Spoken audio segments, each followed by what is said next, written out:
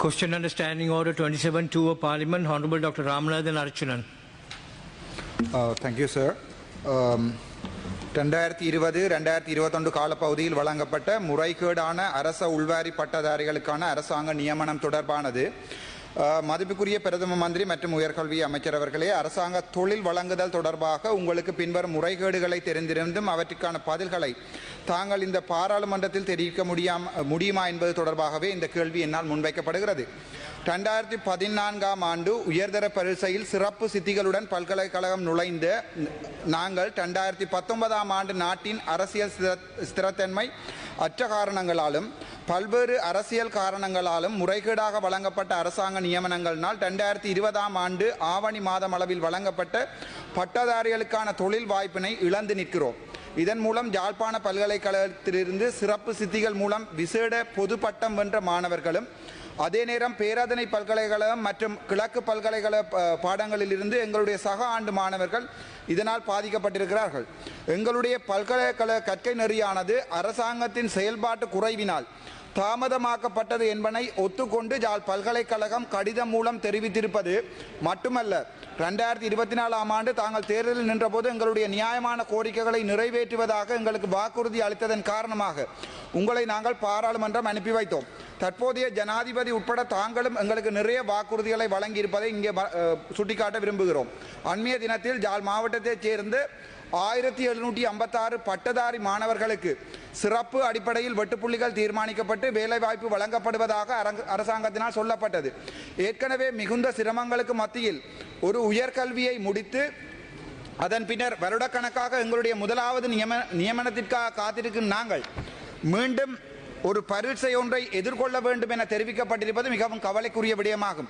அதே நேரம் தங்களுடைய யாழ்ப்பாணத்தைச் சேர்ந்த முன்னாள் அதிபராக இருக்கும் பாராளுமன்ற உறுப்பினர் ஒருவர் குறுக்கு வழியில் நியமனங்களை பெற்றுக் கொடுக்க முனைவது மிகவும் கவலைக்குரிய விடயமாகும். அதே நேரம் மேல் மாகாணத்திலே அரசாங்க பட்டதாரிகள் அல்லாத தனியார் பட்டதாரிகளுக்கு தாங்கள் வேலை வாய்ப்பினை வழங்கியிருப்பது இந்த நாட்டு மக்களுக்கு ஒரு முக்கியமான ஊழல் தொடர்பான செய்தியாக போய் சேரும் என்பதில் எந்த சந்தேகமும் இல்லை.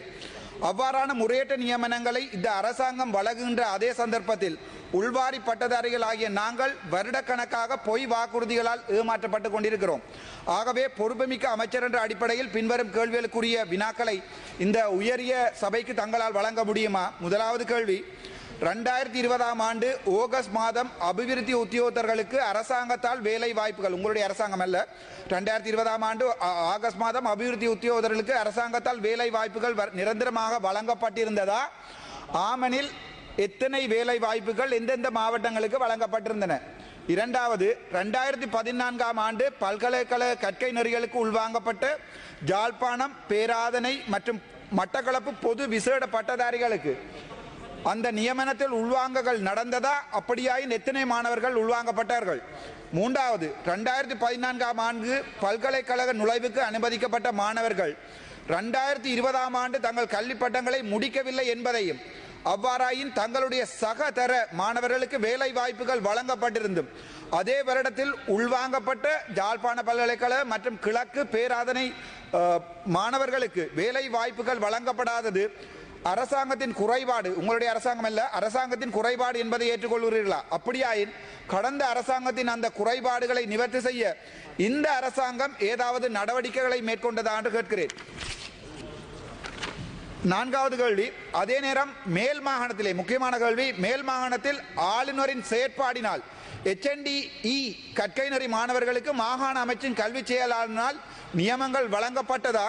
அவ்வாறாயின் அந்த நியமனங்களில் விவரங்கள் என்ன? எத்தனை நியமனங்கள் வழங்கப்பட்டன? ஐந்தாவது, வடமாகாண பாடசாலையில் 2ஆம் மொழியாக சிங்கள பாட ஆசிரியர் வெற்றிடம் 400 உள்ளது. தற்போது அரச வேலையில் நிரந்தரமாக மற்றும் வேலை வாய்ப்பு பெறுவதற்காக 2ஆம் மொழியை மாணவர்கள் பல்கலைக்கழகத்தில் ஒரு பாடமாக கொண்டிருக்க வேண்டும். யாழ்ப்பாண பல்கலைக்கழகத்தில் உள்ள 50க்கும் மேற்பட்ட 2ஆம் மொழியை சிங்கள பாடமாக பயின்ற எங்களுடைய மாணவர்கள் இன்று வரை கிட்டத்தட்ட 10 வருடங்களுக்கு எங்களுடைய தொழில் வாய்ப்பை வழங்க 10-15 வருடங்களுக்கு தொழில் வாய்ப்பினை வழங்காமல் இருப்பதற்குரிய காரணம் என்ன? ஆறாவது, வடமாகாணத்தில் இருக்கின்ற ஆசிரியர் பற்றாக்குறையை நிவர்த்தி செய்வதற்கு வடமாகாண ஆளுநருக்கு அதிகாரங்கள் இருந்த போதும் அவரை தொடர்பு கொண்ட போது மத்திய அமைச்சின் செயலாளர் அது தொடர்பாக தீர்மானிப்பார் என்றும் கேபினட் அனுமதி தேவை என்றும் சொல்லியிருக்கிறார். அதேவேளை வடமாகாண செயலாளர் இருக்கின்ற வெற்றிடங்களை நிரப்புவதற்கு எந்த நடவடிக்கையும் எடுக்கவில்லை சீஃப் செக்ரட்டரி. இது தொடர்பாக உங்கள் கருத்து என்ன? நன்றி. The other members' issues are also mentioned in this. The Secretary General of Parliament you will get a copy from her. What will happen to Archana? That is also mentioned. That is also some of the other members' issues are also mentioned in the letter. Your honourable member, shall we go? Because I have mentioned, I know your point of order would be the same concern. The Secretary General of Parliament will write you with regard to your privilege matter also. Yes, what's your 30 seconds? Sir, please count 10 seconds. Sir, you said that he has been summoned because he has said something outside the parliament. I have never spoken a single word outside the parliament.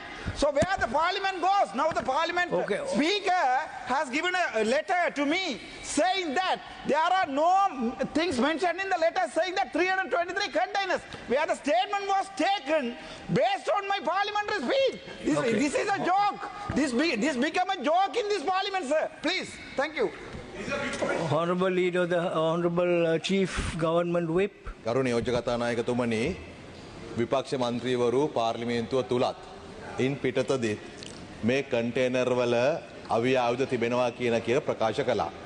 අපි ආණ්ඩුව හැටියට ඒ ප්‍රකාශය ඊටම බරපතල හැටියට සලකනවා. එහෙම අවි ආයුධ ආවනම් ඒක ජාතික ආරක්ෂාවට ප්‍රශ්නයක් වෙනවනේ. பாராளுமன்ற உறுப்பினர் ராமநாதன் அர்ச்சுனா இன்றைய பாராளுமன்ற அமர்வில் எழுப்பிய கேள்வியால் சபையில் சிறிது நேரம் சலசலப்பு ஏற்பட்டது.